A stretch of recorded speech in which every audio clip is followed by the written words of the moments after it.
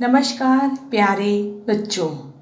आज मैं आपको एक बहुत ही अच्छी कहानी सुनाऊंगी। जैसा कि आपको कहानी का नाम दिख रहा है, कहानी का जो नाम है वो है जीवन का मूल्य। मनुष्य का जो जीवन होता है वो बहुत ही मूल्यवान होता है। यह हम इस कहानी में जानेंगे। तो शुरू करते हैं अब हम कहानी। चलते हैं कहानी की और यह कहानी पुराने समय की है।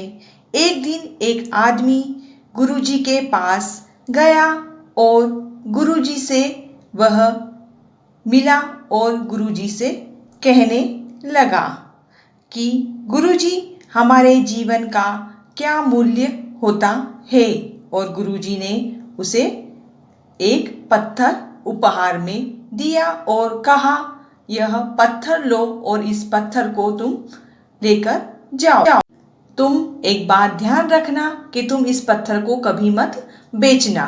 और वह व्यक्ति उस पत्थर को लेकर एक संतरे वाले के पास जाता है और संतरे वाले को दिखाता है और बोलता है, बता इसकी क्या कीमत है। संतरे वाला चमकीला पत्थर को देखकर बोला, 12 संतरे ले जा और इसे तू मुझे दे जा। और वह संतरे वाले को देने ही वाला होता है कि उसे गुरुजी की कही गई बात याद आती है और वह उसे संतरे वाले को नहीं बेचता है और आगे की ओर बढ़ जाता है। वह आगे एक सब्जी वाले के पास जाता है और उसे पत्थर दिखाता है।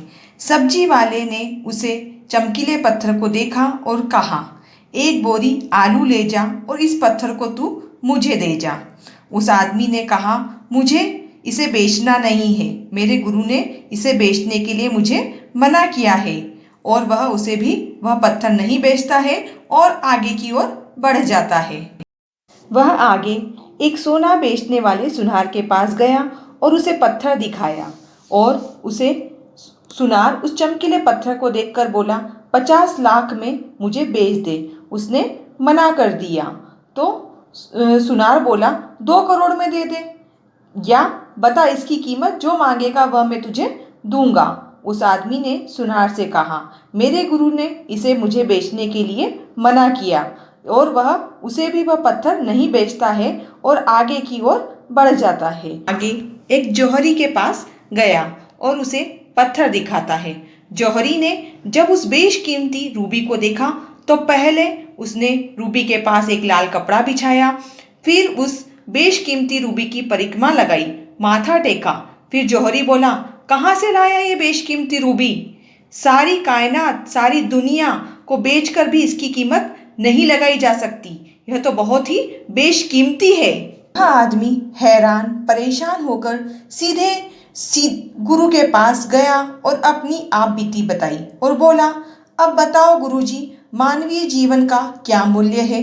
गुरु बोले, तूने पहले पत्थर को संतरे वाले को दिखाया, फिर उसकी कीमत 12 संतरे बताई उसने। आगे सब्जी वाले के पास गया तो उसने उसकी कीमत 1 बोरी बताई, 1 बोरी आलू बताई। आगे सुनार के पास गया तो उसने 2 करोड़ बताए और जौहरी ने उसे बेशकीमती बताया। अब ऐसे ही तेरा मानवीय मूल्य इसे तू 12 संतरे में बेच दे, या